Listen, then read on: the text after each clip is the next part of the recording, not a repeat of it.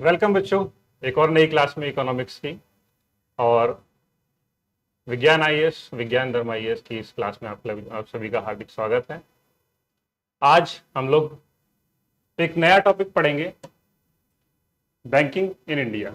ठीक है, और ये जो सिलेबस है, जो मैंने डाटा लिया है, ये मैं आपको एक अच्छी जो बुक रेफर की जाती है यूपीएससी की तैयारी के लिए, रमेश सिंह इकोनॉमिक्स, वहाँ से मैं आपको ये आपको जो क्लास है वो कराने वाला हूँ। मेजर पार्ट वहाँ से रहेगा बेसिकली, और भी डाटा इसके अंदर आते रहेंगे, जो भी जहाँ से भी न्यूज़ से या किसी और सोर्स से मिलेगा वो डाटा भी रहेंगे, लेकिन मुख्य बुक हम फॉलो करेंगे रमेश सिंह।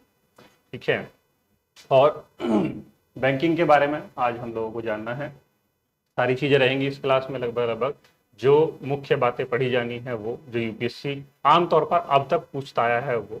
इस क्लास के बाद में आपको कुछ क्वेश्चन भी देखने को मिलेंगे जो यूपीएससी ने अपने पिछले वर्षों में पूछे हुए हैं इस पर्टिकुलर टॉपिक से।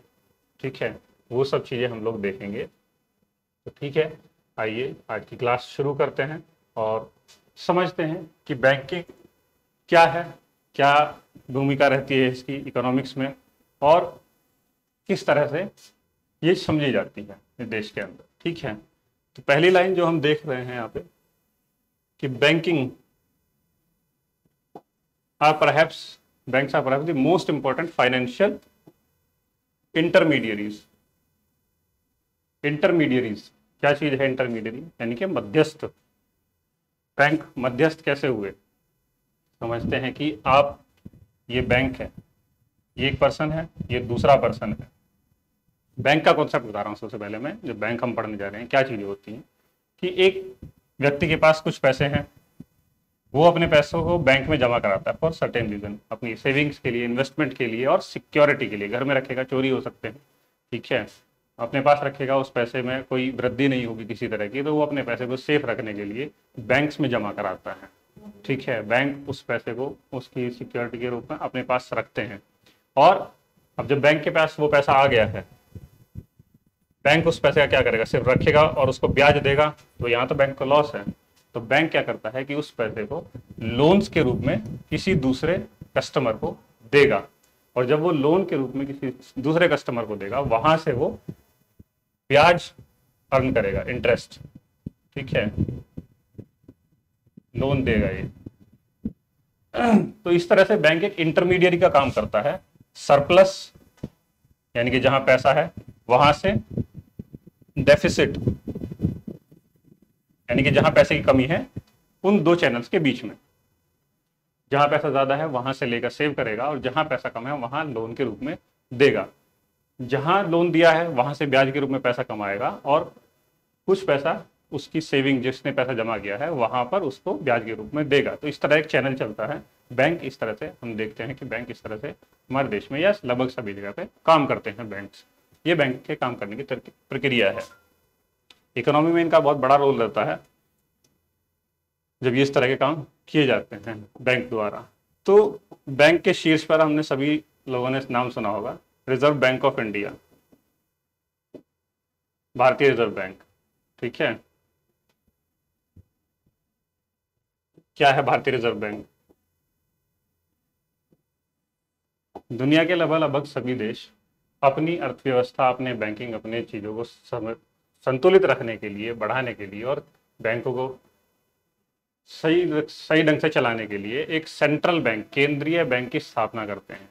भारत में भी एक केंद्रीय बैंक के रूप में भारतीय रिजर्व बैंक की गठन किया गया था, ये देखने के लिए कि भारत की जो सभी फाइनेंशियल इंटरमीडियरीज हैं, जो लोन देने और सेविंग रखने का काम करते हैं, वो सही रूप से, सुचारू रूप से चले, कस्टमर का पैसा ठीक रहे, सेफ रहे, और बैंक डूबे ना, उनका पैसा खराब ना हो, लोगों का पैसा खराब ना हो। तो इन सब चीजों को देखते हुए आरबीआई का गठन किया गया था, रिजर्व बैंक ऑफ इंडिया। ये हम देखेंगे जो आरबीआई है, आजादी के पहले इसकी स्थापना की गई थी। ठीक है, 1 अप्रैल 1935 को इसकी चर्चा चली थी लगभग 4 से 5 साल। आपने सुना होगा जब आर्थिक मंदी आई थी 1928-29 के आसपास, तब दुनिया के लगभग सभी बड़ी अर्थव्यवस्थाओं ने अपनी अर्थव्यवस्था में संकट महसूस किया था, और उस समय ये जरूरत महसूस की गई थी कि एक केंद्रीय बैंकिंग प्रणाली हो जो देश के लगभग लगभग सभी बैंकों को सुचारू रूप से चलाए। ऐसी आर्थिक मंदी आए तो उसमें वो स्टेप ले सके जो उस समय बैंकों को बचा सके, लोगों का पैसा बचा सके। तो वहां से चर्चा होते होते आरबीआई की जो स्थापना की गई 1 अप्रैल 1932, उस समय आरबीआई एक प्राइवेट बैंक की तरह स्थापित किया गया था। ठीक है, कोई सरकारी बैंक उस समय नहीं था। अंग्रेजी शासन ने भारत के अंदर आरबीआई को प्राइवेट बैंक की तरह स्थापित किया गया था। एक्ट बनाया गया था इसके लिए, आरबीआई एक्ट 1934 अंग्रेजों द्वारा। ठीक है, इसकी ओनरशिप प्राइवेट थी, सरकारी बैंक नहीं बनाया था, प्राइवेट बैंक बनाया था। लेकिन इसको जो उस समय काम दिए गए थे वो 2 इंपॉर्टेंट काम दिए गए थे। एक रेगुलेशन ऑफ बैंकिंग इंडस्ट्री, जैसा कि मैंने बताया कि बैंकिंग इंडस्ट्री को रेगुलेट करना, कि जो भी देश में उस समय पर बैंक काम कर रहे हैं वो लगभग लगभग सभी एक ही तरह के रूल्स फॉलो करें, एक ही तरह की बिजनेस एथिक्स फॉलो करें, सारे बैंक्स लगभग जो भी इसके अंडर में आएंगे। तो क्योंकि सभी बैंकों में कहीं ना कहीं लोगों का, सरकार का पैसा लगा रहता था और कुछ बैंक अपने रूल अपने हिसाब से बना रहे हैं, कुछ अपने हिसाब से बना रहे हैं, तो वो एक समस्या उत्पन्न करता है। तो ये देखने के लिए कि सभी बैंक एक ही तरह से रेगुलेट हों, वो एक काम दिया गया। और being the banker to the government, यानी कि सरकार की बैंकिंग सुविधाओं को पूर्ण करने के लिए एक बैंक रहे जिससे कि सरकार अपना लेन देन, अपनी जमा पूंजी उस बैंक के थ्रू कर सके। उससे पहले क्या है कि इस तरह की कोई फैसिलिटी नहीं थी, तो बैंक, सरकार या तो खुद बैंक का काम कर रही थी या किसी बैंक के ऊपर निर्भर थी। लेकिन अब सरकार ने एक्ट बनाकर अपना एक खुद बैंक स्थापित किया और उसको ये 2 काम दिए गए। कौन सा? Regulating of banking industry and banker to the government, सरकार के बैंकर के रूप में काम करना। जैसे हमारे बैंकर होते हैं, हमारा अगर अकाउंट किसी बैंक में है, हमारा एसबीआई में हो सकता है, पीएनबी में हो सकता है, हम उसमें अपने पैसे रखते हैं, वहां से लोन लेते हैं, जो भी हम बैंकिंग व्यवहार वहां से करते हैं, वही सरकार ने कोशिश की कि वो आरबीआई के साथ करेगी। इसके बाद क्या होता है, जब भारत आज़ाद होता है तो ये महसूस किया जाता है कि जो आरबीआई है उसका राष्ट्रीयकरण किया जाए। ठीक है, राष्ट्रीयकरण की क्या जरूरत है कि प्राइवेट ओनरशिप रहेगी तो कुछ ही लोग उसको अपने हिसाब से मैनिपुलेट कर सकते हैं, रूल बना सकते हैं। लेकिन सरकार को जरूरत थी कि देश में बैंकिंग इंडस्ट्री बढ़ाने के लिए, देश में सुचारू रूप से चलाने के लिए और आम जनमानस तक इसका लाभ पहुंचाने के लिए इसका राष्ट्रीयकरण किया जाए, इसकी सत्ता सरकार को अपने हाथ में दी जाए। तो इसलिए इसका राष्ट्रीयकरण किया गया 1949 में। डेट इसकी इंपॉर्टेंट हो सकती है 1 जनवरी 1949, राष्ट्रीयकरण की तिथि। कई बार किसी एग्जाम में, स्टेट पीसीएस एग्जाम में पूछ ली जाती है क्या डेट थी। आरबीआई गठन की डेट थी 1 अप्रैल 1935 और राष्ट्रीयकरण की तारीख थी 1 जनवरी 1949। ठीक है, तो ये आरबीआई का एक छोटा सा इंट्रोडक्शन था, कैसे आरबीआई अस्तित्व में आया। इसके बाद हम अगला देखते हैं, आरबीआई की प्रियम्बल यानी कि प्रस्तावना क्या कहती है।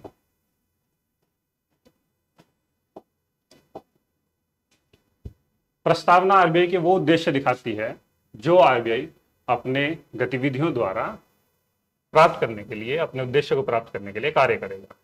तो क्या बताती है आरबीआई की प्रस्तावना?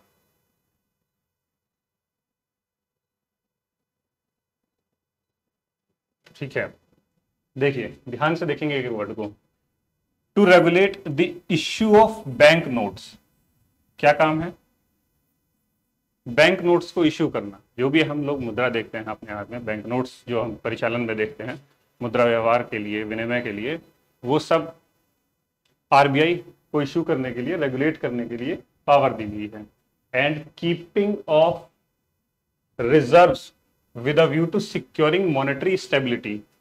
ठीक है, मॉनेटरी स्टेबिलिटी, जितना भी मुद्रा परिचालन में है देश के अंदर, जो भी मुद्रा मौजूद है देश के अंदर, उसमें स्टेबिलिटी रहे, यानी कि एक तरह से मुद्रास्फीति ना हो, मुद्रा की वैल्यू ना घटे, चीजों के दाम ना बढ़ जाएं, उस तरह से चीजों, मुद्रा के दाम को, मुद्रा की वैल्यू को कंट्रोल रखना, स्टेबल रखना, ये भी आरबीआई की एक ड्यूटी है। ठीक है, आगे इन इंडिया, क्योंकि आरबीआई का है तो वो इंडिया की बात करेगा। And generally to operate the currency and credit system, operate the currency and credit system. Credit system, उधार, लोन, इसको ऑपरेट करना, किस तरह से, किन शर्तों पर बैंक किस तरह से लोन देंगे, क्या कंडीशन रखेंगे जिससे कि कस्टमर्स को भी नुकसान ना हो और बैंकों को भी नुकसान ना हो, बैंक भी ना डूबे, कस्टमर भी आराम से बैंकों के साथ बैंकिंग व्यवहार कर सके, उस चीज को ऑपरेट करना। Of the country, to its advantage, अपने लाभ के लिए, यानी कि किसी का नुकसान नहीं है, कंट्री का लाभ हो, जिसमें कस्टमर्स का लाभ हो। To have a modern monetary policy framework, आधुनिक मॉनेटरी पॉलिसी फ्रेमवर्क को रखने के लिए। मॉनेटरी पॉलिसी मतलब वही कि जिस समय जैसी जरूरत है अर्थव्यवस्था को, उस हिसाब से अपने आप को चेंज करते रहना, रेट्स को चेंज करते रहना, पॉलिसी बनाना मुद्रा को स्टेबल रखने के लिए। मॉडर्न पॉलिसी यानी कि समय के अनुकूल रखना, यानी कि कोई लॉ बन गया या कोई पॉलिसी बन गई, उसी को सिर्फ चलाते जाना। पॉलिसी, इकोनॉमिक्स बड़ा डायनेमिक चीज़ है, हर आए दिन चेंज होती है। दुनिया के किसी देश में कहीं कुछ होगा, उसका असर कहीं पड़ेगा। ऐसे ही भारत भी आज ग्लोबलाइज वर्ल्ड में स्टेबल नहीं है चीज़ों के लिए, तो उस हिसाब से आज की कंडीशन के अकॉर्डिंग पॉलिसी को मॉडर्नाइज करते रहना, उसमें आवश्यक बदलाव करते रहना पॉलिसी फ्रेमवर्क में। To meet the challenge of increasingly complex economy, वही चीज़ कि जो भी चैलेंजेस आ रहे हैं, उन चैलेंजेस को मीट करने के लिए, उन कंडीशंस को अनुकूल रखने के लिए अपने आप को। To maintain price stability, price stability मुद्रास्फीति को मेंटेन रखना है, while keeping in mind the objective of growth, financial growth, economic growth को माइंड में रखते हुए आरबीआई को अपने ये ऑब्जेक्टिव्स पूरे करने हैं, ध्यान रखने। प्रियम्बल, इसको पूरा रटने की आवश्यकता नहीं है, ये सिर्फ समझाने के लिए है। किसी पेपर में डायरेक्ट पूछे जाने के चांसेस कम हैं, लेकिन आप इसको समझेंगे तो अगर पूछा जाता है तो शायद आप बताने में सक्सेसफुल रहेंगे कि ये आरबीआई की प्रस्तावना से लिया गया है स्टेटमेंट। वहां से आपको आसानी रहेगी इस सवाल को सॉल्व करने में, अगर पूछा जाता है तो। अदरवाइज इतना लंबा सवाल पूछने के चांसेस कम है। ठीक है, आगे चलते हैं।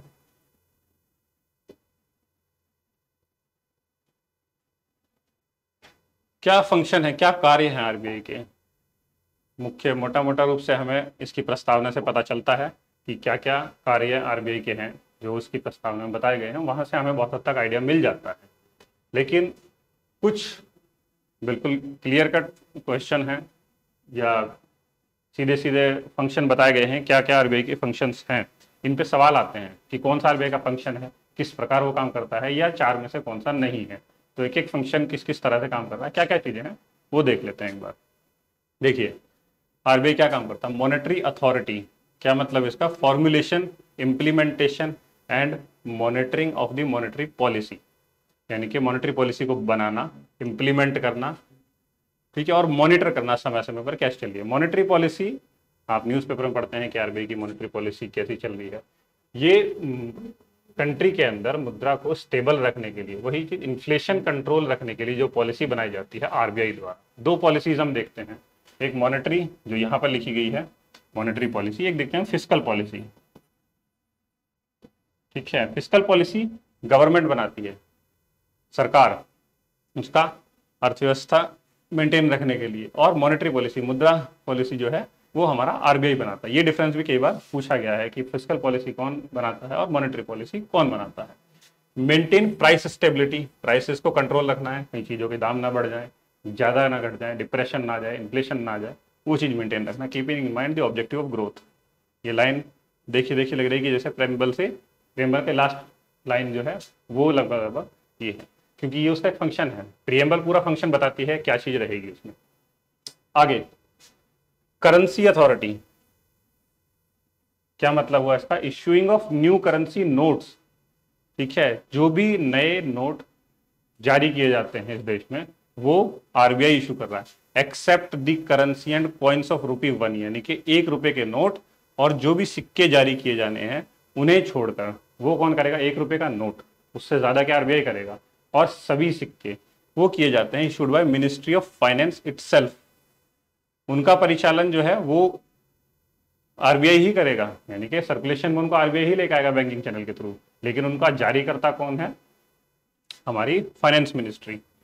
एक बार क्वेश्चन भी आया हुआ है, आप लोग अगर कभी बुक पढ़ेंगे, प्रीवियस क्वेश्चन पढ़ेंगे, वहां पे देखेंगे कि ₹1 के नोट पर किसके साइन होते हैं। अगर आप 10 या उससे ऊपर नोट देखें किसी का, पहले 2 का भी आता था, 5 के आते थे, अगर आप वो नोट देखें तो उसके ऊपर आपको आरबीआई गवर्नर के सिग्नेचर मिलते हैं, ठीक है। लेकिन अगर ₹1 का नोट देखेंगे तो उसके ऊपर आपको मिलेंगे फाइनेंस सेक्रेटरी, इनके सिग्नेचर मिलते हैं, ठीक है। और सभी सिक्के वो भी फाइनेंस मिनिस्ट्री के द्वारा ही जारी किए जाते हैं। आरबीआई का काम है करेंसी को जारी रखना, पुरानी जो करेंसी हो गई है उसे वापस लेना और उसकी जगह पे फिर नई करेंसी जारी कर देना। ये आरबीआई के करेंसी अथॉरिटी के अंदर काम आता है। तीसरा, रेगुलेटर एंड सुपरवाइजर। ये क्या मतलब है? Regulator and supervisor of financial system. Financial system, bank, non bank या इस तरह की जो भी कंपनियां हैं जो लेन देन का, रुपए के लेन देन का व्यवहार करती हैं, उनको रेगुलेट और सुपरवाइज करना। यानी कि कोई भी नया बैंक स्थापित होना है, उसकी परमिशन, ब्रांच एक्सपेंशन, अगर अपनी ब्रांचेस बढ़ानी है बैंकों को या नॉन बैंकिंग कंपनियों को, उनकी परमिशन, बैंक बंद करना है तो भी आरबीआई की परमिशन। ठीक है, तो वो सब चीजें आरबीआई मैनेज करता है। फाइनेंशियल सिस्टम, फाइनेंशियल सिस्टम में मतलब हमारे बैंक्स आ रहे हैं, नॉन बैंक्स आ रहे हैं, नॉन बैंकिंग फाइनेंशियल कंपनी, पढ़ेंगे हम सब चीजों के बारे में बाद में। ठीक है, और डेवलपमेंटल इंस्टीट्यूट्स। डेवलपमेंटल इंस्टीट्यूट मतलब national banking, national housing bank, NHB, IDFC, ठीक है, आईडीबीआई, ये सभी डेवलपमेंट इंस्टीट्यूट्स हैं जितने भी डेवलपमेंट ओरिएंटेड है। SIDBI, small scale industry development bank of India, industrial development and banking of bank of India, इस तरह के सभी डेवलपमेंट बैंक, इन सब ये फाइनेंशियल सिस्टम हमारा बनाते हैं। इनको रेगुलेट करना और सुपरवाइज करना, यानी कि ओपनिंग ऑफ बैंक्स, ठीक है, एक्सपेंशन, ब्रांच एक्सपेंशन, क्लोजिंग, ये सभी आरबीआई के परमिशन से, आरबीआई की मर्जी से होती है मैनेज। ठीक है, अगला काम क्या है? Manager of foreign exchange.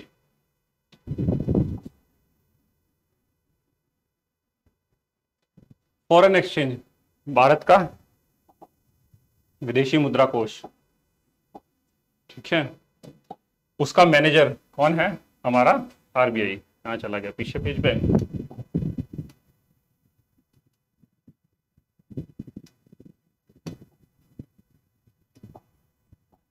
Manager of foreign exchange, जो भी विदेशी मुद्रा भंडार है हमारा, ठीक है, उसका रख रखाव करने का काम हमारे आरबीआई के अंडर आता है। ये ध्यान रखिएगा, इस पे भी क्वेश्चन आता है कि मैनेजर ऑफ फॉरेन एक्सचेंज का काम कौन करता है या किसके अंडर ये काम आता है?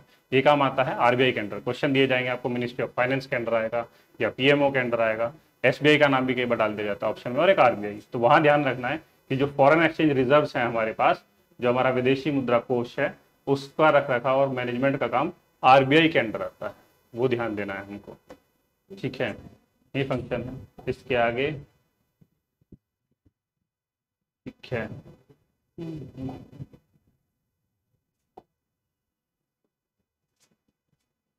Regulator and supervisor of payment and settlement system. Financial system देखा, पेमेंट एंड सेटलमेंट सिस्टम क्या है? यानी कि जहां कहीं भी पेमेंट एंड सेटलमेंट की जाती है, पैसे का लेन देन, बैंकिंग जो ऑर्गेनाइजेशन है उसका रेगुलेशन और सुपरविजन, वो एक अलग पॉइंट। लेकिन पेमेंट एंड सेटलमेंट यानी कि जो भी चीजें पेमेंट कहीं पे हो रही है, उसका लेन और देन, वो, ठीक है, सेटलमेंट, वो सब चीजों का रेगुलेटर और सुपरविजन भी आरबीआई के अंडर ही आ रहा है। इसके लिए एक आरबीआई ने ऑर्गेनाइजेशन को स्थापित किया हुआ है, आपने नाम सुना होगा, NPCI, national payment corporation of India. ये अलग अलग तरह की पेमेंट चैनल जारी करता है, जैसे कि आप आज की डेट में सबसे कॉमन देख पाते हैं यूपीआई, यूनिफाइड पेमेंट इंटरफेस। इसके अलावा IMPS, instant mobile payment service, NEFT, RTGS, ये सब पेमेंट चैनल हैं। तो इन सब को रेगुलेट और सुपरवाइज करने की जिम्मेदारी भी हमारे आरबीआई के पास है। ठीक है, ताकि ये पेमेंट चैनल स्मूथ बना रहे इकोनॉमी के अंदर। किसी भी तरह से कहीं पे भी अगर पेमेंट सिस्टम रुक जाएगा तो एक तरह से इकोनॉमी अपने एक स्टैंड स्टिल, एक रुकाव पर आके खड़ी हो जाएगी। तो ये चीजें स्मूथली चलती रहें, आराम से चलती रहें, पेमेंट सिस्टम इजीली चलता रहे, उसकी जिम्मेदारी आरबीआई निभाता है। अगला important one, banker of the government and banks, यानी कि गवर्नमेंट, सिर्फ गवर्नमेंट नहीं, और बैंक्स। अगर किसी सरकार, केंद्र सरकार और राज्य सरकारें और इवन हमारी केंद्र शासित प्रदेशों की सरकारें, जो भी अपना बैंकिंग व्यवहार करती हैं वो सब उनके अकाउंट आरबीआई के पास ओपन होते हैं, किसी अलग बैंक के पास नहीं। उन्हें कहीं पे पैसा लेना है, देना है, सेव रखना है, जो भी चीज़ है। इसकी बात नहीं कर रहा हूँ मैं, जो हमारी कंसोलिडेटेड फंड ऑफ इंडिया है वो एक मुद्रा कोष है सरकार का, लेकिन सरकार जो पेमेंट चैनल इस्तेमाल करती है वो आरबीआई के थ्रू करती है, सरकारें, राज्य सरकारें और केंद्र सरकार। इसके साथ ही जो बैंक्स हैं, अलग अलग बैंक, वो ऐसा नहीं कि खुद का बैंक है तो अपने बैंक में खुद अकाउंट खोला अपना और वहीं से पेमेंट सिस्टम शुरू कर रहे हैं। अगर किसी दूसरे बैंक को जरूरत पड़ती है कि भाई हमें आज फंड्स की जरूरत है, आप हमें दीजिए, सरकार बैंकों से लोन देती है, तो वो सब बैंक देंगे अपने बैंकिंग अकाउंट से, जो कि आरबीआई के पास ओपन करते हैं। इसी तरह सरकारें और बैंक्स वो सभी अपने अकाउंट्स आरबीआई के पास मैनेज करवाते हैं, आरबीआई उनके अकाउंट्स को मैनेज करता है। अगला, lender of last resort. Lender of last resort, जब बैंक, हमने देखा होगा कई बार कि बैंक डूब गया या बैंक डूबने की स्थिति में है, बैंक डूबने के कगार पर है, तो उस लास्ट रिजॉर्ट में बचाने के लिए आरबीआई सामने आता है और कोशिश करता है उस बैंक को डूबने से बचाया जाए। उसको लेंडिंग करके, पैसा देके, पेनल्टीज लगा के उसके ऊपर किसी तरह की, या कुछ ऐसी पॉलिसी बनाकर जिससे कि उस बैंक को कोशिश की जाए कि कस्टमर्स का पैसा ना डूबे, बैंक, क्योंकि अगर बैंक डूब रहा है तो सिर्फ बैंक का नुकसान नहीं है, उसके अंदर जो हजारों लाखों कस्टमर्स का पैसा जमा है वो भी उसके साथ डूब रहे हैं पैसे, उन हजारों लाखों कस्टमर्स को भी नुकसान हो रहा है। तो वो आप लोगों को कोशिश करनी है, ठीक है। तो ये लेंडर ऑफ लास्ट रिजॉर्ट का काम बैंकों के लिए आरबीआई निभाता है।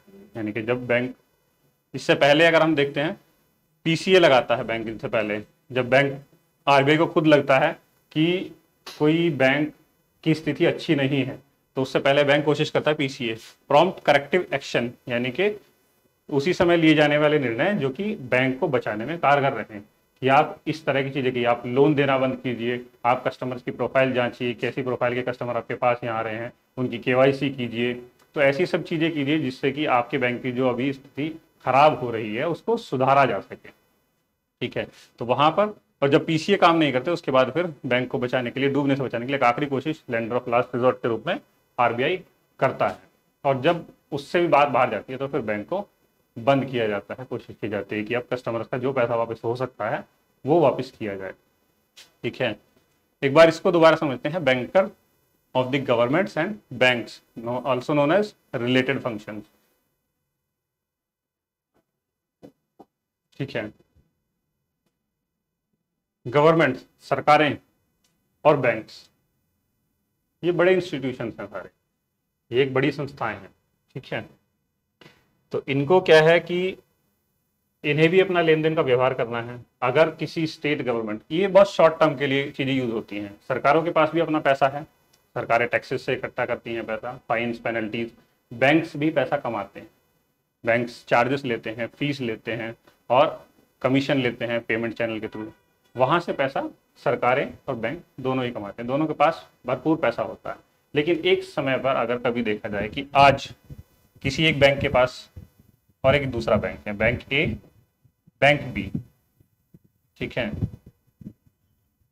दोनों के पास पैसे हैं, लेकिन अपनी अकाउंट बुक्स को मैनेज रखने के लिए इनको अपने लॉस में नहीं दिखाना। अगर इस बैंक से आज किसी ने बहुत बड़ी अमाउंट का लोन उठाया कि भाई मुझे बहुत बड़ी अमाउंट में लोन चाहिए, उस बैंक ने लोन दे दिया, अब वो बैंक लोन देने में, जो कस्टमर है वो बैंक विजय माल्या टाइप अगर लोन नहीं वापस कर पा रहा है, 1-2 दिन की बात है या कुछ शॉर्ट टर्म पीरियड के लिए 7 दिन 14 दिन, इसके पास वो पैसा नहीं आ रहा, तो इसकी जो अकाउंट बुक्स हैं वो लॉस में जाती दिखाई देंगी कि बैंक लॉस में है।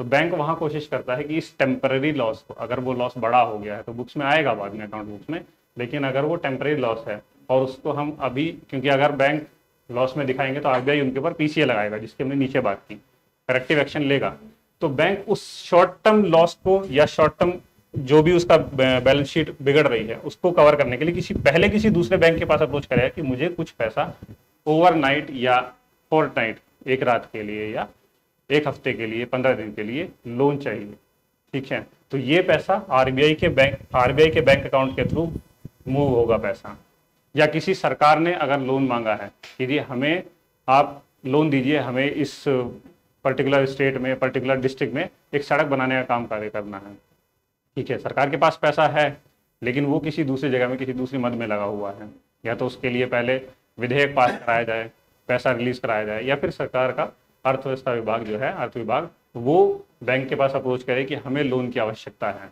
तो वो लोन पहले या तो राज्य सरकार से मांगेगा, ये किसी बैंक से ले सकता है, किसी बैंक से, या आरबीआई से भी लोन ले सकता है।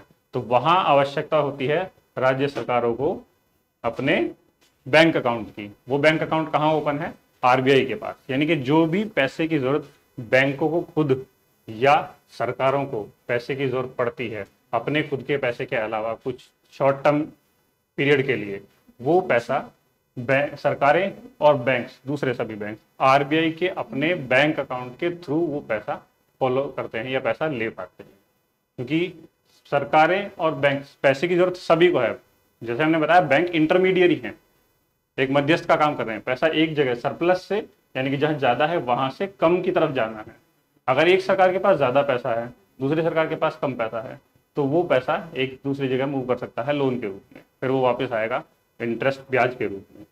तो ये छोटी छोटी जो मध्यस्थता बैंक निभाते हैं, आरबीआई निभाता है, उन सब चीजों में आरबीआई फंक्शन करता है banker to the government and banks के रूप। ये चीजें आरबीआई करने की कोशिश करता है। ठीक है।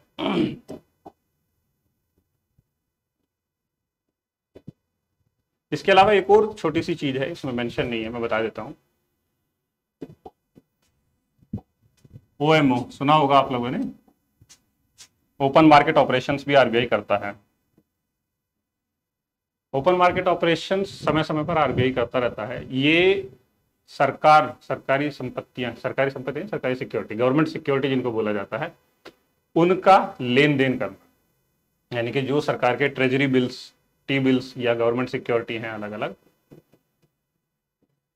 अगर सरकार को पैसे की जरूरत है अभी किसी और, मतलब अलग अलग चैनल है, अगर सरकार को पैसे की जरूरत है डायरेक्ट लोन ले सकती है बैंकों से, आरबीआई चैनल से लोन भी लेती है, वेज एंड मीन्स एडवांसेस के रूप में उसको बोला जाता है, या फिर टी बिल्स के थ्रू सरकार पैसा उठाती है। टी बिल्स क्या है कि सरकार ने एक अपना पत्र जारी किया कि ये टी बिल है, इसकी वैल्यू सपोज करो 1000 रुपये है, ठीक है, और हम इसको आपको दे रहे हैं 985 रुपये में।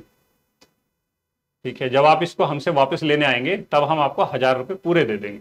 सरकार के पास 985 रुपये अभी चले गए, सरकार ने वो किसी योजना में लगाए, वहां से पैसा कमाया और आपको 15 रुपये बढ़ाकर इस पर दे दिए। तो इस तरह से टी बिल्स इशू किए जाते हैं, और भी अलग अलग फाइनेंशियल इंस्ट्रूमेंट इशू किए जाते हैं सरकार द्वारा। अब सरकार उनको ज्यादा खुद इशू नहीं करती है, उनको आरबीआई के थ्रू इशू करवाती है।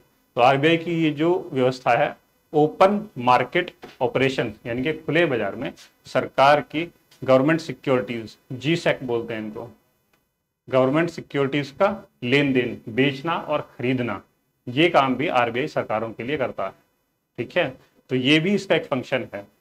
इसका मुख्य इस्तेमाल किया जाता है इन्फ्लेशन कंट्रोल में, मुद्रास्फीति को कंट्रोल किए जाने की स्थिति में। कैसे करते हैं वो मुद्रास्फीति वाली जब टॉपिक आएगा उसमें पढ़ेंगे, वो एक अलग कॉन्सेप्ट है पूरा। ठीक है, तो ये भी आरबीआई का एक ऑपरेशन है, ओपन मार्केट ऑपरेशंस। ठीक है, अब आगे मॉनेटरी पॉलिसी, सरकार आरबीआई का सबसे मुख्य कार्य, जैसा कि हमने बताया, देश में साख, क्रेडिट, उसको कंट्रोल रखना, मेंटेन रखना और पॉजिटिव रखना देश के लिए, ताकि वो देश की क्रेडिट को, नेगेटिव साख को नुकसान ना पहुंचाए। ठीक है, उसके लिए आरबीआई अपनी मॉनेटरी पॉलिसी समय समय पर लाता रहता है, कोशिश करता है कि देश में जो फाइनेंशियल सिस्टम है वो सुचारू रूप से चलता रहे, चीज़ों के दाम ना बढ़े, मुद्रा का प्रसार ज़्यादा ना हो। इन्फ्लेशन कंट्रोल में बेसिकली ये हेल्प करता है। क्या है? Aimed eight regulating the size and cost of fund money in the economic system, यानी कि इस इकोनॉमिक सिस्टम, अर्थव्यवस्था सिस्टम जो है उसके अंदर साइज एंड कॉस्ट, यानी कि कितना पैसा और कितनी कीमत जो उस पैसे की चल रही है, फंड या मनी की, वो रहे, उसको रेगुलेट करने का काम मॉनेटरी पॉलिसी के थ्रू आरबीआई करता है। कैसे करता है? अब अगर पैसे का दाम बढ़ जाएगा, यानी कि दाम बढ़ने की सिंपल कॉन्सेप्ट है कि कोई चीज अगर 100 रुपए की आ रही है, अगर रुपए की वैल्यू कम हो जाए तो यही चीज आपको शायद 120 रुपए की मिलेगी, आपको 120 रुपए खर्च करने पड़ेंगे इस चीज के लिए। तो ऐसी स्थिति ज्यादा ना हो, इस चीज को कंट्रोल रखना, ठीक है। साइज, कितना पैसा मार्केट में, अगर पैसा ज्यादा होगा मार्केट के अंदर तो हो सकता है चीजों के दाम उसी हिसाब से मैनिपुलेट हो जाए, चेंज हो जाए, ठीक है। तो वो भी चीज रखना, क्योंकि कई बार कहते हैं कि अगर देश में गरीबी है, पैसा छाप के सबको बांट के नहीं देते, दुनिया भर का पैसा आरबीआई छापे, सबको एक एक बोरा भर के दे दे, लेकिन वो चीज नहीं की जा सकती। अगर ऐसा चीज हो गई तो चीजों के दाम शायद कहाँ से कहाँ पहुंचेंगे किस चीज को लेके, और सारी अर्थव्यवस्था डूब जाएगी। तो वो चीज की कितना पैसा मार्केट में, इकोनॉमिक सिस्टम में होना चाहिए, और उसकी कॉस्ट, ये जो मैंने कॉस्ट का सिस्टम बताया, कोई चीज अगर 100 रुपए की है और वो 120 हो जाती है, तो ये कॉस्ट है पैसे की, कि किस पैसे की 100 रुपए की कितनी वैल्यू है कि हम उससे कितनी चीज खरीद पा रहे हैं, ठीक है। तो इस चीज को मैनेज रखने के लिए इकोनॉमिक सिस्टम में आरबीआई अपनी मॉनेटरी पॉलिसी लेकर आता है। ये बाय मंथली पॉलिसी है। बाय मंथली मतलब द्विमासिक, हर दूसरे मंथ पर आरबीआई अपनी बाय मंथली पॉलिसी को रिलीज करता है। Affair announce 6 times in a financial year, वही चीज है कि 6 टाइम लेके आएगा, बाय मंथली है तो साल के 12 महीने, हर दूसरे महीने लेके आएगा, तो साल में 6 बार ये बाय मंथली पॉलिसी लेकर आता है आरबीआई। इसके अंदर मुख्य बदलाव आमतौर पर क्या किए जाते हैं, आगे हम पढ़ेंगे इसमें। रेपो रेट और reverse repo rate, repo rate और रिवर्स रेपो रेट, इन दो चीजों की मुख्य रूप से चर्चा की जाती है मॉनेटरी पॉलिसी में, कि आरबीआई ने इस बार रेपो रेट घटाई है, बढ़ाई है, या पिछले जितनी ही रहने दी है। और भी रेट्स हैं, मुख्य रूप से इनकी चर्चा होती है। सारी रेट हम आगे पढ़ेंगे। आगे monetary policy committee, monetary policy जारी करने के लिए एक मॉनेटरी पॉलिसी कमिटी बनाई जाती है। आरबीआई की एक कमिटी है, ये केम इंटू बीइंग इन 2016, जब हमारी नई सरकार आई थी 2014 में, उसके बाद इसकी चर्चा हुई थी। 2016 से formulation, implementation and monitoring of the monetary policy, एक मॉनेटरी कमिटी बनाई जाती है, मॉनेटरी पॉलिसी कमिटी, ठीक है। और उसके थ्रू ये डिसीजन लिए जाते हैं कि repo rate, reverse repo rate बढ़ाना है, घटाना है, अनचेंज रखना है, क्या रखना है। पहले ये काम सिर्फ आरबीआई अकेले खुद करता था, लेकिन जब से सरकार ने मॉनेटरी पॉलिसी कमिटी बनाई, आरबीआई एक्ट में चेंज किया, उसके बाद से अब क्या होता है कि मॉनेटरी पॉलिसी कमेटी के मेंबर सरकार से भी आते हैं और आरबीआई के मेंबर भी होते हैं, जो बैठ के इस मॉनेटरी पॉलिसी कमेटी में डिसीजन लेते हैं कि क्या चेंजेस किए जाने हैं और क्या उसको repo rate, reverse repo rate को चेंज करना है, नहीं करना है, जो भी करना है। जैसे ही इस समय की देश की अर्थव्यवस्था होंगी, जैसे हमने प्रीएम्बल में पढ़ा कि मॉडर्न चैलेंजेस को ध्यान में रखते हुए क्या किया जाना है। अभी कोविड आया था, कोविड में हमने देखा कि आरबीआई ने रेट्स को घटा दिया, ठीक है। तो वो इसीलिए किया गया क्योंकि उस समय की जरूरत थी मार्केट में पैसा प्रसार करने की, फैलाने की, ज्यादा से ज्यादा पैसा लोगों के पास जाए, ज्यादा से ज्यादा लोग खर्च करें, डिमांड बढ़े, इकोनॉमी अपनी दोबारा गति हासिल कर पाए। तो वो चीजें देखी जाती हैं मॉनेटरी पॉलिसी कमेटी द्वारा, ठीक है। इसके थ्रू आरबीआई 2 तरह की पॉलिसी अपनाता है।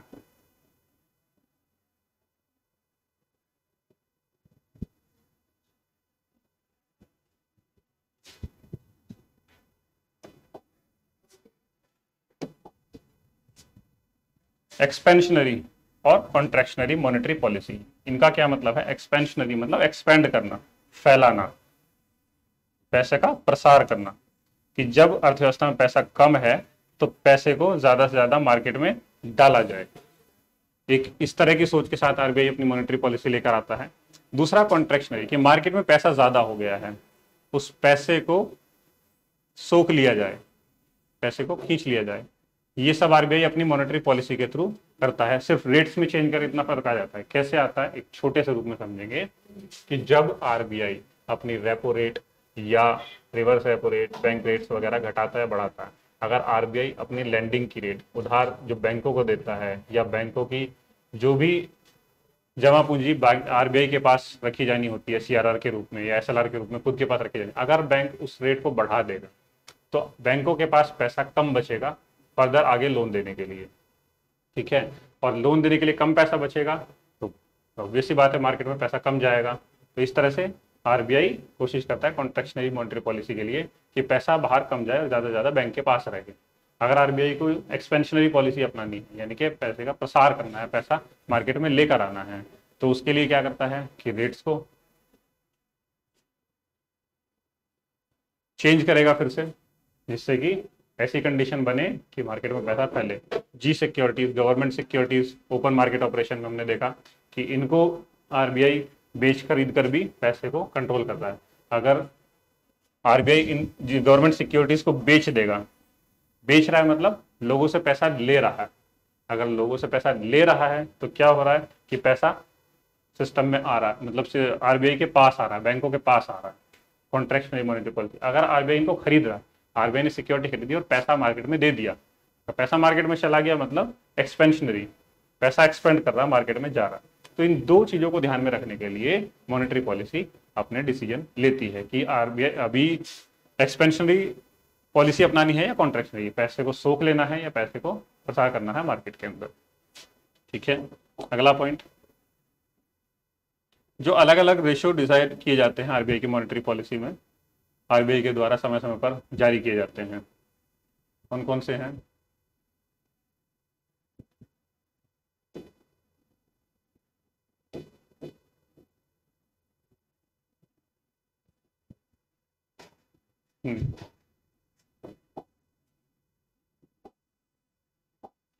कैश रिजर्व रेशियो सबसे पहला।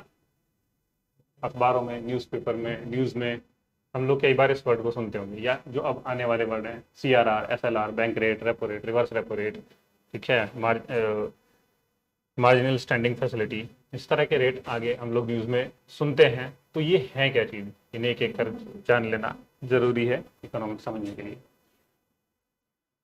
CRR, all schedule commercial banks, schedule commercial bank यानी कि जो बैंक शेड्यूल कॉमर्शियल कैसे हैं, प्राइवेट बैंक कैसे हैं, फॉरेन बैंक कैसे हैं, बैंकिंग वाले चैप्टर जब आगे हम लोग पढ़ेंगे उसमें जानेंगे। लेकिन यहाँ मैं बताता हूँ छोटे में, जो शेड्यूल कॉमर्शियल, जो आरबीआई के द्वारा अनुमोदित बैंक है, आरबीआई के शेड्यूल में मेंशन है जिन बैंकों के नाम, इसमें सभी प्रकार के होते हैं। Operating in the country, Bharat देश के अंदर जो भी बैंक ऑपरेट कर रहे हैं, आर सपोज्ड टू मेंटेन, यानी कि उन बैंकों को मेंटेन करना है क्या, a part of their deposits NDTL with the RBI in cash form, यानी कि जो बैंकों के पास अपनी पूरी पूंजी है, अगर सपोज कीजिए बैंक के पास, किसी के पास अपनी पूंजी डिपॉजिट्स का, यानी कि जो पैसे उसके पास डिपॉजिट हैं, उन पैसों का, उस पैसे का कुछ भाग बैंकों को आरबीआई के पास कैश फॉर्म में रखना होता है। क्यों रखना होता है? क्योंकि अगर कभी किसी बैंक की स्थिति खराब हुई तो बैंक को बचाने के लिए इसी पैसे का इस्तेमाल किया जाता है। अगर बैंक के बहुत सारे कस्टमर लोन डिफॉल्टर निकल जाएं, या कोई एक बड़ा कस्टमर जिसने बहुत बड़ा लोन लिया हुआ है वो अगर डिफॉल्ट कर दे, पैसा वापस ना करे आरबीआई का, तो क्या होगा, बैंक के डूबने के कगार पर आ जाएगा। तो ऐसी कंडीशन में इस फंड का इस्तेमाल कर बैंक को बचाने की कोशिश की जाती है। कौन से, जो ये बीच में वर्ड है एनडीटीएल, डिपॉजिट्स, इस डिपॉजिट का बैंक के पास हो सकता है अपनी बहुत सारी संपत्तियां हो, प्रॉफिट हो बहुत ज़्यादा, ठीक है, खुद की प्रॉपर्टीज, लैंड होती है, बैंक के पास अपनी खुद की बिल्डिंग्स हैं, वो सब हैं। तो जो उसकी एसेट हैं उसकी बात नहीं करेंगे, जो डिपॉजिट्स हैं यानी कि सेविंग अकाउंट्स, करंट अकाउंट्स और एफडीज या आरडीज, टाइम डिपॉजिट्स बोलते हैं इनको, ठीक है। तो यहां से जो बैंक के पास पैसा आ रहा है वो डिपॉजिट कहलाता है बैंक का, उसका कुछ भाग जो भी आरबीआई डिसाइड करती है समय समय पर, ठीक है, तो वो कैश फॉर्म में आरबीआई बैंकों को चाहता है कि अपने पास रखें वो, ठीक है। ये सभी चीजें रखी जाती हैं डिपॉजिट्स के रूप में। एनडीटीएल, इस वर्ड को देखिएगा गौर से, net demand and time liabilities, क्या मतलब हुआ? नेट डिमांड यानी कि वो पैसा जो डिमांड पर बैंक को देना पड़ता है। सेविंग अकाउंट और करंट अकाउंट डिमांड अकाउंट बोले जाते हैं बेसिकली, कि मेरा पैसा आपके पास जमा है, मैंने चेक भर के दिया, स्लिप भर के दी, आप मुझे पैसा दीजिए, वो आपको डिमांड करने पर बैंक देगा, करंट अकाउंट और सेविंग अकाउंट। टाइम यानी कि जिसमें टाइम एक फैक्टर होता है, आपने एफडी की है, 1 साल के लिए की है, 2 साल के लिए, 5 साल, 10 साल, तो वो टाइम के साथ बंधे हुए, बैंक आपको उसको तुरंत नहीं देगा, लेकिन वो पैसा आप ही का है जो बैंक के पास जमा है, तो वो टाइम डिपॉजिट है। और क्योंकि बैंक को ये पैसा मांगे जाने पर वापस करना है, चाहे तुरंत या एक निश्चित समय के बाद, इसलिए इनको लायबिलिटी कहा जाता है कि बैंक के ऊपर लायबिलिटी है, बैंक की एसेट नहीं है, खुद की संपत्ति नहीं है, बैंक का पैसा नहीं है, ये पैसा आप ही का है जो बैंक के पास रखा है, इसलिए इनको लायबिलिटी बोला जाता है।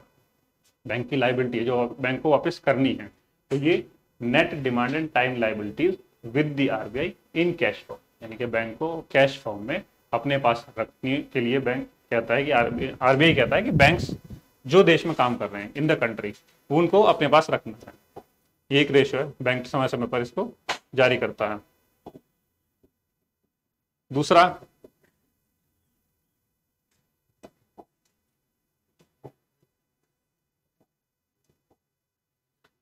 स्टैट्यूटरी लिक्विडिटी रेशियो, ये भी कुछ उसी तरह से है, लेकिन यहां पर क्या चीज हो रही है कि यहां कैश फॉर्म में रखना था, ठीक है, यहां पर क्या करना है, गवर्नमेंट सिक्योरिटीज के फॉर्म में या और कोई सिक्योरिटीज लिक्विड एसेट्स के रूप में बैंक को अपने पास सेफ रखना है, जिसको बैंक आगे लेंडिंग नहीं कर सकता, आगे लोन नहीं देगा, वो बैंक को अपने पास हमेशा एक रिजर्व बना के रखना।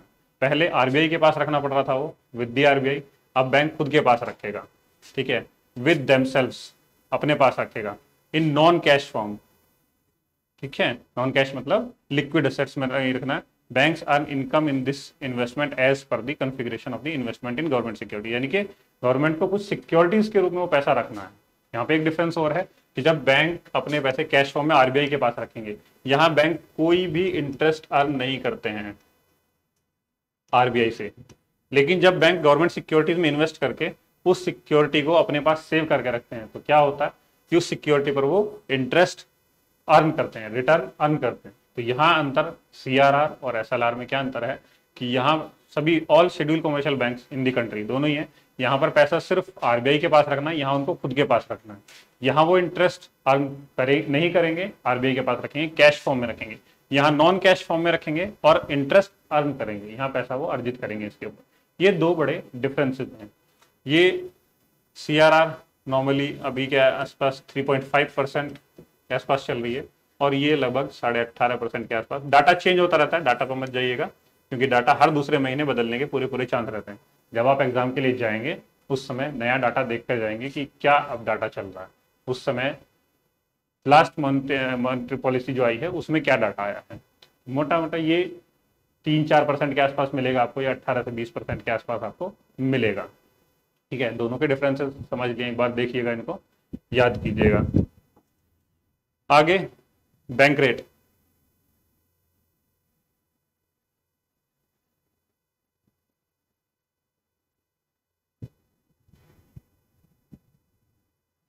ठीक है,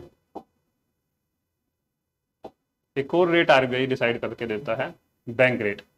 द इंटरेस्ट रेट, ये इंटरेस्ट रेट है which the RBI charges on its long term lending is known as the bank rate, यानी कि बैंक्स को जो आरबीआई पैसा देती है लॉन्ग टर्म के लिए, अगर किसी बैंक को लॉन्ग टर्म के लिए पैसे की आवश्यकता है, बैंक कहता है कि मुझे 1 साल या उससे ज्यादा, लॉन्ग टर्म नॉर्मली 1 साल या उससे ज्यादा का समय डिसाइड किया जाता है बैंकिंग में, अगर उससे ज्यादा बैंक को टाइम के लिए लोन चाहिए, आरबीआई से वो लोन लेता है, तो बैंक वहां पर एक बैंक रेट डिसाइड करता है। ये भी टाइम टू टाइम चेंज होती है कितनी है, तो वहां पर आरबीआई इनसे एक इंटरेस्ट रेट चार्ज करता है।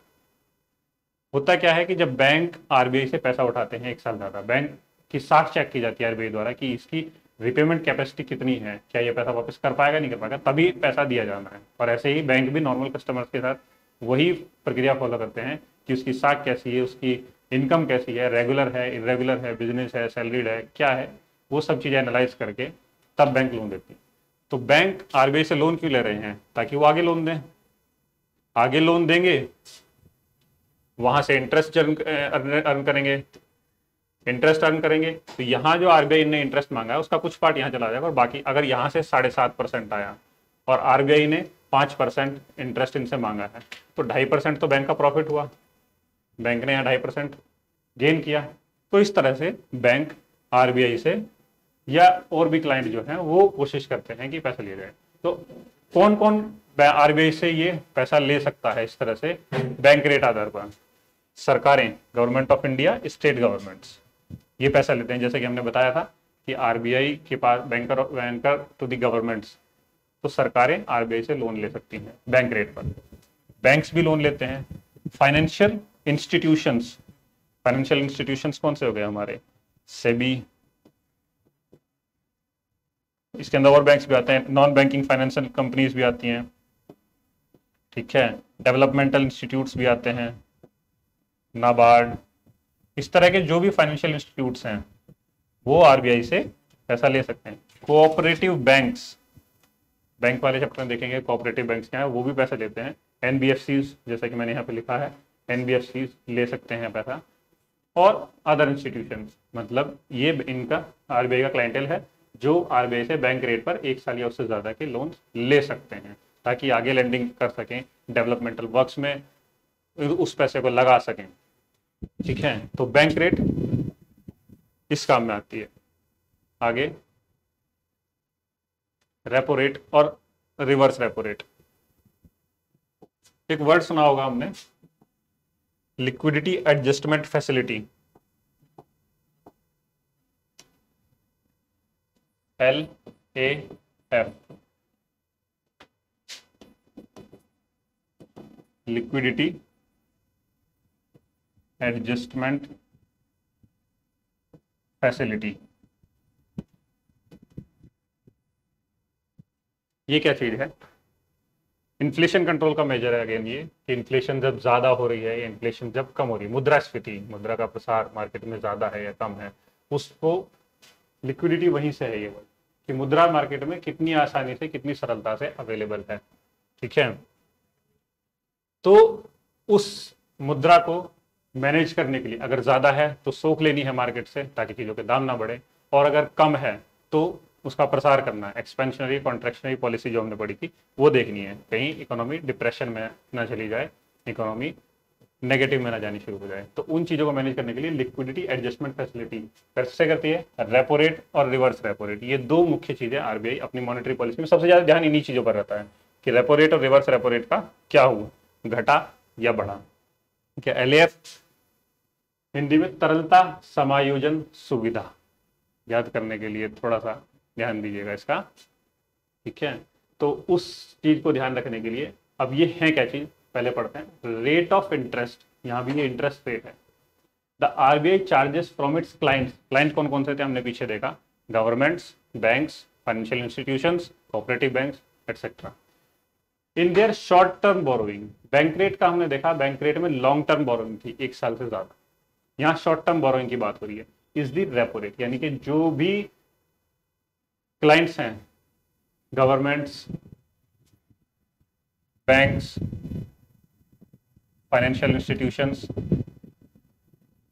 एटसेट्रा, जो भी क्लाइंट्स हैं इसके, वो जो भी लोन लेंगे शॉर्ट टर्म में, आरबीआई उनसे जो इंटरेस्ट रेट लेगा वो इंटरेस्ट रेट रेपो रेट के आधार पर लिया जाएगा। बैंकों को या फाइनेंशियल इंस्टीट्यूशन को, क्लाइंट्स को वो इंटरेस्ट रेट बैंक को देना पड़ेगा।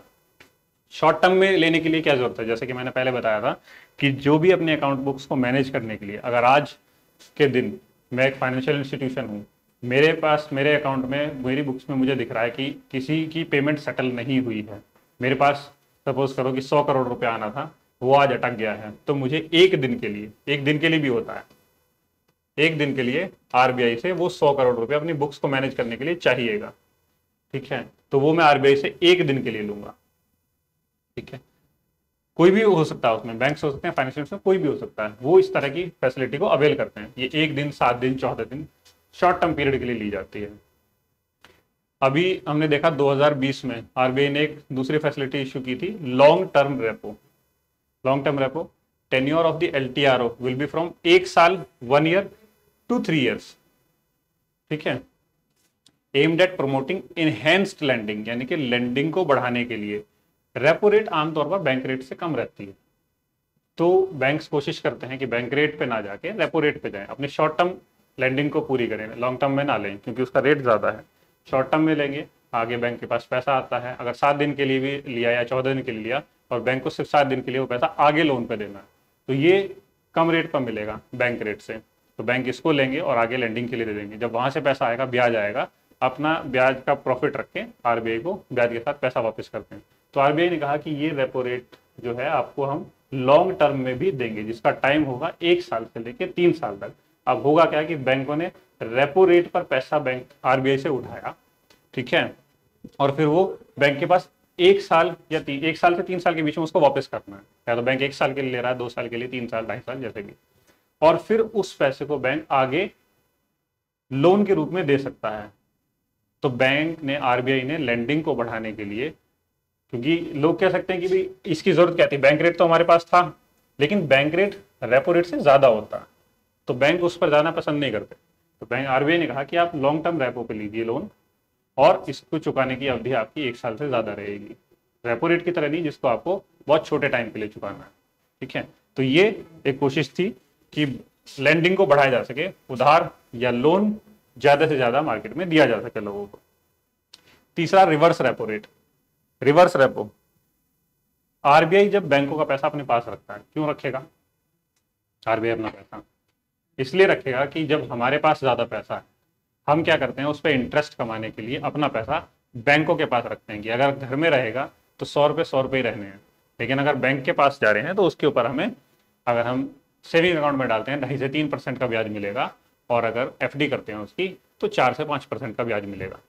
तो बैंक भी, जिनके पास ज्यादा पैसा है, वो शॉर्ट टर्म के लिए आरबीआई के पास अपना पैसा रखते हैं, और आरबीआई उनको वो इंटरेस्ट रेट पे करता है जब बैंक अपना पैसा आरबीआई के पास रखते हैं। It is the rate of interest RBI पे करता है इसको to its clients who offer short term loans to it. Loans का हो या अपनी जो पैसा उसके पास रखेंगे आरबीआई के पास, वो रखेंगे कि भाई हमारे पास पैसा ज्यादा है, या आरबीआई को रिक्वायरमेंट है किसी दूसरी गवर्नमेंट को देने के लिए, तो आरबीआई वहां पैसा बैंकों से लेकर अपने पास रखता और देता। अब बहुत कॉमन सी चीज है कि जब बैंक जो करते हैं, जब पैसा देते हैं किसी को उधार पे तो ज्यादा ब्याज लेते हैं, और जब ब्याज देना होता है किसी की सेविंग लेते हैं तो कम देते हैं। तो सेम आरबीआई भी यहाँ पर वही करता है कि रेपो रेट जो होगी वो रिवर्स रेपो रेट से ज्यादा होती है, क्योंकि यहाँ बैंक को इंटरेस्ट कमाना है और यहाँ इंटरेस्ट बैंक को देना है। तो ये रिवर्स रेपो और रेपो रेट में अंतर रहता है, लगभग 0.05 परसेंटेज पॉइंट। ठीक है, तो ये अंतर रेपो रेट और रिवर्स रेपो रेट में देखने को मिलता है। उम्मीद है यहां तक समझ में आई होंगी चीजें।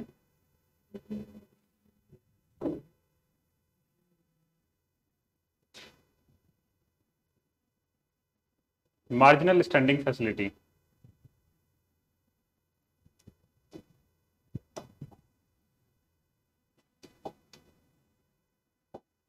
ठीक है। अब एक और चीज है, marginal standing facility rate, MSFR। ये क्या है?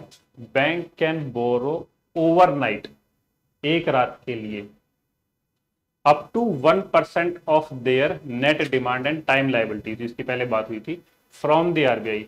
जब हमारे पास रेपो रेट है जिसमें बैंक शॉर्ट टर्म के लिए ले सकता है, तो इसकी क्या जरूरत है? मार्जिनल स्टैंडिंग फैसिलिटी की।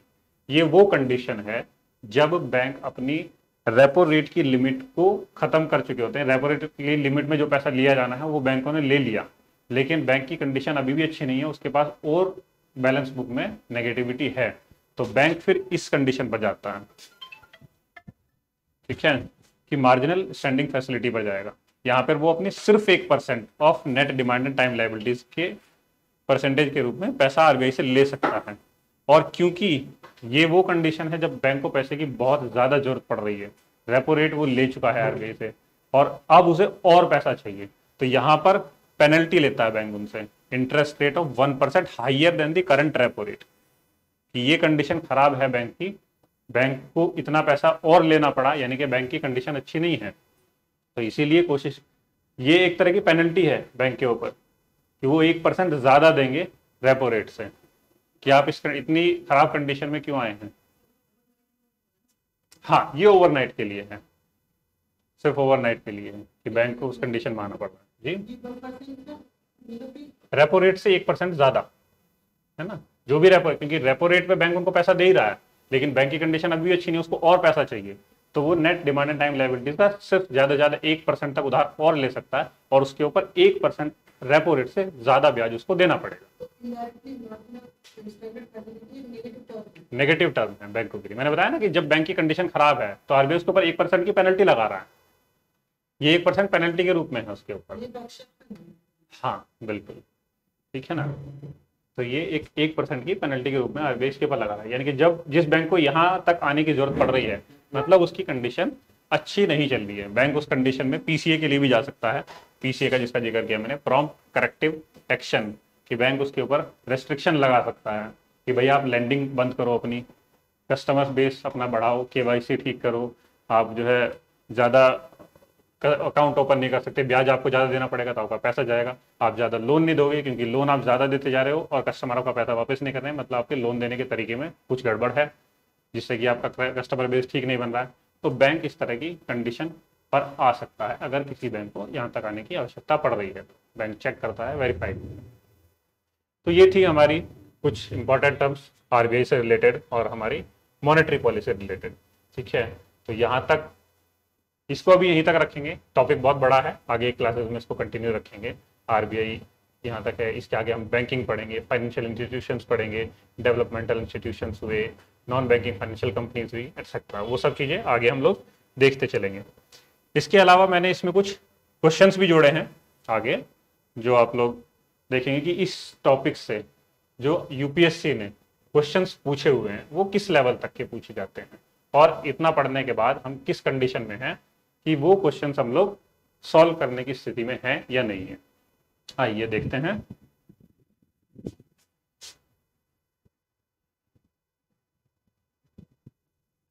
ठीक है, कुछ क्वेश्चंस हैं, जल्दी देखेंगे इनको कि कितना हम लोग समझ पाए हैं।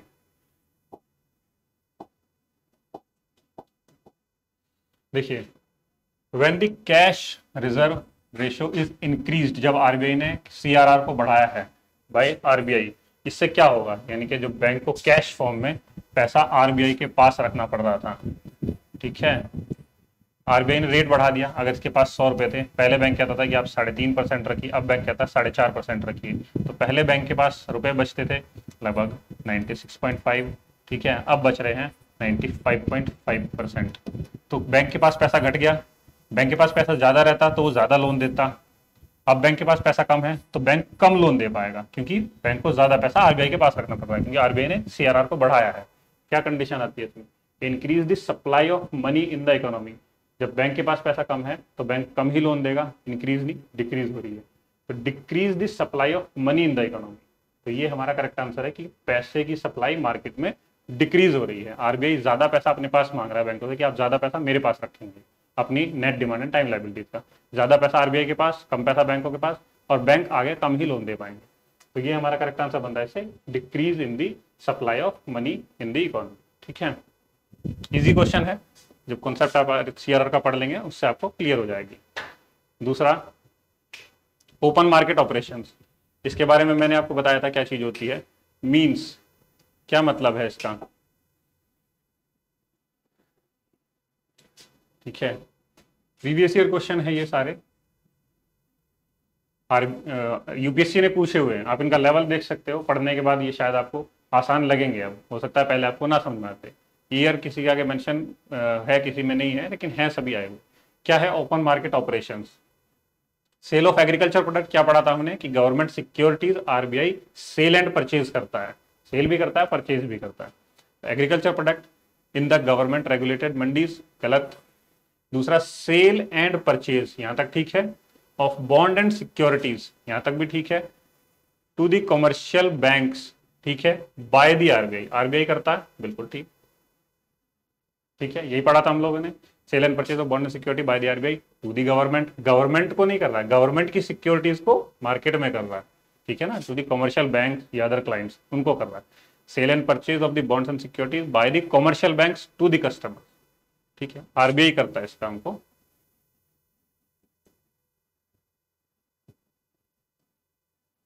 आंसर हमारा B, sale and purchase of bonds and securities to the commercial banks by the RBI, ठीक है। नेक्स्ट, कौन कौन सा मॉनेटरी टूल है या कौन सा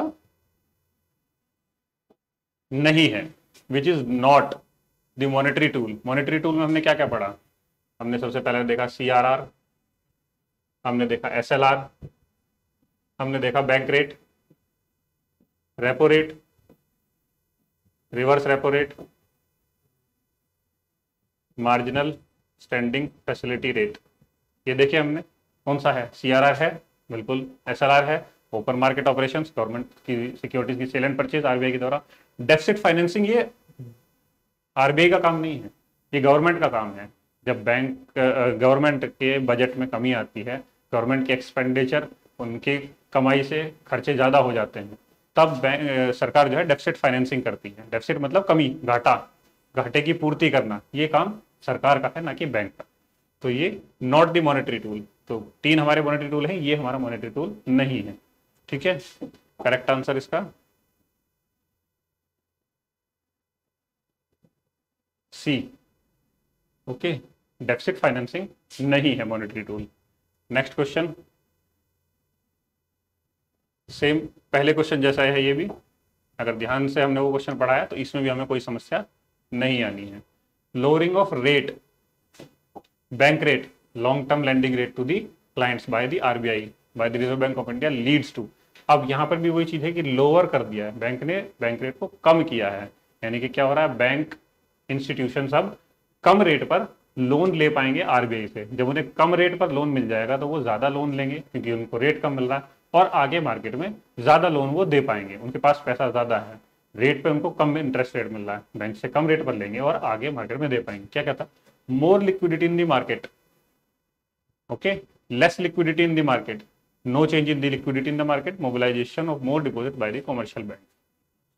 जब बैंकों को कम रेट पर लोन मिल पा रहा है, ठीक है, तो वो ज्यादा लोन आरबीआई से लेकर ज्यादा लोन मार्केट में देने में सक्षम है।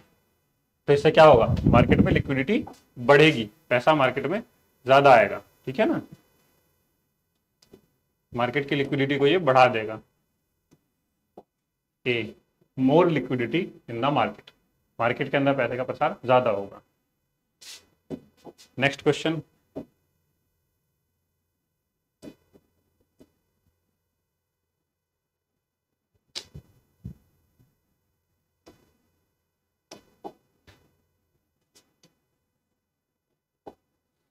Reserve Bank of India act as a bankers bank, bankers bank, बैंकों के बैंक के रूप में काम करने में, would imply which of the following, other banks retain their deposits with the RBI. बिल्कुल सही है कि अगर वो बैंकर्स बैंक, बैंकों का बैंक के रूप में काम है कर रहा है, तो अपने डिपॉजिट्स को वो आरबीआई के पास रख सकते हैं। जब वो आरबीआई के पास अपने डिपॉजिट रखेंगे तो उनको क्या मिलेगा, रिवर्स रेपो उनको आरबीआई को देना पड़ेगा। जब वो बैंक आरबीआई के पास रख रहे हैं तो आरबीआई उनको देगा रिवर्स रेपो रेट। जब आरबीआई से ले रहे हैं तो बैंक आरबीआई को देंगे, क्या देंगे, रेपो रेट। तो इस तरह से यहाँ अपने पैसे को वो आरबीआई के पास, RBI lends funds to commercial banks in times of need, बिल्कुल सही है, बैंक रेट या फिर रेपो रेट के रूप में उनको देगा। तीसरा, RBI advices the commercial banks on monetary matters. RBI, जैसे हमने देखा था, रेगुलेटर एंड सुपरवाइजर, तो आरबीआई इनको गाइड भी करता है, बैंक्स को एडवाइसेस करता है, पीसीए लगाता है, उनको डायरेक्शन देता है कि आपको अपनी पॉलिसी को कैसे रखना है, किस तरह से आप ठीक तरह से काम करेंगे। तो ये तीनों ही काम एज अ बैंकर, क्योंकि आप देखते होंगे बैंक में जब आप जाते हैं, आपका जिस भी बैंक में अकाउंट है, तो वो लोग भी आपको गाइड करते हैं कि अकाउंट में पैसा है, आप इसकी एफडी करा सकते हैं, आप इसमें आरडी के एक आरडी ओपन करा सकते हैं, या कोई और बैंकिंग प्रोडक्ट जो उनके पास है वो आपको गाइड करते हैं, एडवाइस देते हैं। तो सेम आरबीआई भी बैंक्स के साथ करता है। ठीक है, तो ये तीनों काम आरबीआई बैंक के साथ में करता है। तो हमारा आंसर बनेगा ऑल ऑफ दी अबव, तीनों करेक्ट, डी 1 2 3 तीनों। ठीक है, आंसर डी। नेक्स्ट क्वेश्चन,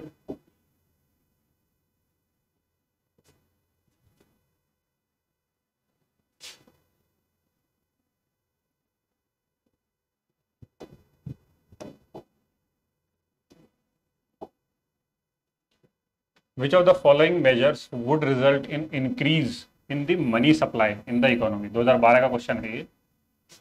अभी तक हम देखते आ रहे हैं कैसे मनी सप्लाई बढ़ रही है मार्केट में, कैसे मनी सप्लाई घट रही है, वही देखेंगे। Purchase of government securities from the public by the central bank, आपके पास से गवर्नमेंट सिक्योरिटी है, आरबीआई ने उसको खरीद लिया आपसे, ठीक है, आरबीआई ने खरीदा और पैसा आपको दिया, मनी आपको दिया, तो मनी कहाँ आया, मनी पब्लिक के पास आया, पैसा मार्केट में आया, तो परचेज करने से क्या हो रहा है, मनी सप्लाई इंक्रीज हो रही है। ठीक है, दूसरा, deposits of currency in commercial banks by the public. अगर लोग अपना पैसा बैंक में जमा कर दे रहे हैं तो क्या हो रहा है, पैसा फाइनेंशियल सिस्टम के अंदर आ जा रहा है, मार्केट में नहीं है, वो फाइनेंशियल सिस्टम के अंदर आ गया, तो इससे पैसा मार्केट में डिक्रीज हो रहा है, तो ये गलत। तीसरा, borrowing by the government from the central bank. देखिए, सरकार ने सेंट्रल बैंक से उधार लिया है पैसा, क्यों लिया है, ताकि वो उस पैसे को जन कल्याण में लगाए, लोगों के कल्याण में लगाएगी, उससे जन कल्याण का काम करेगी, चाहे उसमें किसान सम्मान निधि देनी हो, वो पैसा लोगों तक पहुंचेगा, अगर कोई सड़क बनानी है वहां पैसा लोगों तक पहुंच रहा है, अल्टीमेटली लोगों का बेनिफिट हो रहा है। तो वो पैसा अगर सरकार के पास आ रहा है, वो पैसा मार्केट में लगाने के लिए, अपने पास रखने के लिए नहीं ले रही है, तो वो पैसा भी अल्टीमेटली मार्केट में ही जाता है। बैंक से, फाइनेंशियल सिस्टम से निकला ना, अगर आरबीआई से निकला, बैंक से निकला, किसी के पास गया, सरकार के पास गया, लग वो नॉर्मल चीजों में रहा है, तो इस तरह से आरबीआई से निकलकर वो पैसा मार्केट में आया है। चौथा option, sale of government securities to the public by the central bank. इसी का रिवर्स, अगर वो सेल कर रहा है, आरबीआई ने गवर्नमेंट सिक्योरिटी इनको दी पब्लिक को, आरबीआई पब्लिक या मार्केट सिक्योरिटी बेची, क्या हुआ, सिक्योरिटी सर्टिफिकेट यहां गया जीसैक, और पैसा जब सेल किया है, लोगों ने खरीदा है गवर्नमेंट सिक्योरिटी को, तो पैसा कहां गया, आरबीआई के पास, यानी कि फिर से फाइनेंशियल सिस्टम के अंदर चला गया, मार्केट से पैसा निकल के आरबीआई के पास, तो मनी सप्लाई रिड्यूस हो गई, डिक्रीज हो गई। तो इस तरह से ये वाला भी ऑप्शन गलत है हमारा। तो ऑप्शन दो कौन से, पहला और तीसरा, पहला तीसरा, आंसर सी, ठीक है। Next question,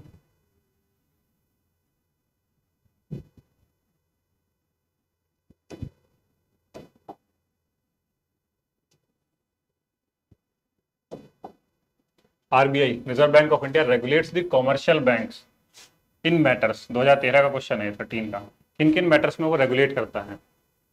liquidity of assets, बिल्कुल करता है, ठीक है। कैसे, जैसे कि हमने डिस्कशन किया ही है, एसेट्स की लिक्विडिटी रेट घटा रहा है या बढ़ा रहा है, तो मार्केट में पैसा घट रहा है या बढ़ रहा है, वो मैटर करता है आरबीआई के रेट से। तो लिक्विडिटी ऑफ एसेट्स, जो बैंक के पास में पैसा है, वो उसको लोन पे दे पा रहा है, नहीं दे पा रहा है, दे पा रहा है तो लिक्विडिटी ज्यादा है, नहीं दे पा रहा, अपने पास रोक के रखा हुआ है, तो लिक्विडिटी कम है। ब्रांच एक्सपेंशन, बिल्कुल रेगुलेटर एंड सुपरविजन का काम कर रहा है। मर्जर ऑफ बैंक्स, आरबीआई की परमिशन इसमें चाहिए होती है, किस बैंक को मर्ज किया जाना है, किससे किया जाना है, किन कंडीशंस के साथ किया जाना है, कौन पेरेंट बैंक होगा, कौन एब्जॉर्बेंट बैंक होगा, अलग अलग कंडीशंस। और वाइंडिंग अप ऑफ बैंक, जब भी बैंक कोई डिफॉल्ट में आता है तो उस बैंक को किस तरह से वाइंड अप किया जाना है, कैसे कस्टमर्स का पैसा वापस करना है, कैसे प्रमोटर्स का पैसा वापस करना है, वो सब कंडीशन भी आरबीआई ही बना करके देगा।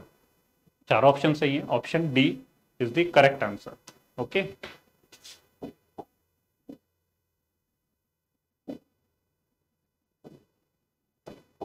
फिर अगेन पिछले जैसा ही क्वेश्चन है ये, an increase in the bank rate, bank rate अगर बढ़ रहा है, जनरली इंडिकेट द, 2013 का क्वेश्चन देख सकते हैं, अगर बैंक रेट बढ़ रही है, बैंक रेट बढ़ी मतलब आरबीआई ने बैंक रेट बढ़ाई है, बैंक्स को ज्यादा रेट पर लोन मिलेगा, अब ज्यादा रेट पर लोन मिलेगा तो क्या होगा, बैंक कम लोन ले पाएंगे, क्योंकि उनको ब्याज ज्यादा देना है, ब्याज ज्यादा देना होगा, उनके पास कम अमाउंट रहेगा, तो आगे भी वो कम ही अमाउंट दे पाएंगे मार्केट में as a loan. Market rate of interest is likely to fall, बढ़ेगा, जब बैंक उनको ज्यादा देंगे, आरबीआई को ज्यादा देंगे, तो वो कस्टमर से भी ज्यादा लेंगे, तो अल्टीमेटली इंटरेस्ट बढ़ेगा, तो ये इंक्रीज होगा ना कि reduce. Central bank is no longer making loans to commercial banks, RBI ने सिर्फ रेट ऑफ इंटरेस्ट बढ़ाया है, लोन लेने की कंडीशन पर कोई रोक नहीं लगाई है, अगर किसी बैंक को लोन चाहिए तो वो लेगा, तो ऐसी कंडीशन नहीं है कि अब लोन वो नहीं देंगे, ये नहीं। Central bank is following an easy money policy, easy money policy का मतलब है कि इजीली पैसा अवेलेबल मार्केट में हो जा रहा है, लेकिन अगर बैंक रेट बढ़ रही है तो क्या पैसा इजीली अवेलेबल है, नहीं, बैंक्स कम पैसा ले पा रहे हैं, बैंक्स कम लोन आगे दे पाएंगे, तो इजी मनी नहीं, ये टाइट मनी पॉलिसी जो हमने दो पढ़ी, एक्सपेंशनरी कॉन्टेक्शनरी, इससे इजी मनी पॉलिसी और टाइट मनी पॉलिसी बोला जाता है। चौथा option, central bank is following a tight money policy, ये चीज कि उसे पैसा मार्केट से कम करना है, तो वो टाइट मनी पॉलिसी अपनाएगा, ठीक है, तो ये इसका करेक्ट आंसर। वर्ड्स के साथ छेड़छाड़ है, ऊपर हमने पढ़ा था एक्सपेंशनरी, एक्सपेंड करना उसको, और कॉन्टेक्शनरी, कॉन्स्ट्रक्शन, उसको पैसा सोख लेना है अर्थव्यवस्था से, तो ये टाइट मनी पॉलिसी कॉन्ट्रिक्शनरी है, easy money policy expansionary. Next question,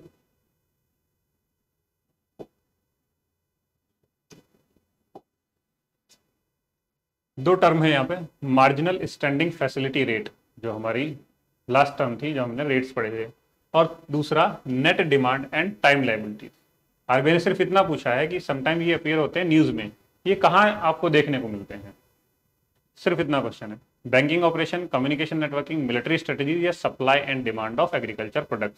अगर ये लेक्चर हमने ध्यान से सुना है तो हम जानते हैं कि ये सिर्फ और सिर्फ हमें बैंकिंग ऑपरेशन में ही देखने को मिलते हैं। ठीक है, तो ये था आज का आपका इकोनॉमिक्स का लेक्चर। देखिए आपने कि क्या क्या क्वेश्चंस इससे संभावित बने इस चैप्टर से, क्या क्वेश्चन आगे भविष्य में आने की संभावना है, वो भी यहाँ इस लेक्चर से हम लोग आइडिया लगा सकते हैं पढ़ के कि किस तरह से हम लोग को अपनी अप्रोच रखनी। प्रीवियस ईयर क्वेश्चन का महत्व यहाँ से देख सकते हैं कि कितने क्वेश्चन हम लोग सॉल्व करने की स्थिति में रहे। तो प्रीवियस ईयर क्वेश्चन को ध्यान में रख के पढ़ेंगे और हम लोग भी आपको पढ़ाते चलेंगे, उसी चीज़ को ध्यान में रखते हुए अच्छी बुक्स से आपको पढ़ाएंगे, अच्छा डाटा कंटेंट आपके लिए लेकर आएंगे और प्रीवियस ईयर क्वेश्चन के साथ लेके चलेंगे क्या क्या चीज़ें हमको पढ़ते चलेंगे। तो जुड़े रहिएगा इस क्लास के साथ में, आगे आने वाले लेक्चर्स आपको और भी अच्छे रहेंगे, अच्छी आपकी समझ को बढ़ेंगे। चलिए ठीक है, थैंक यू।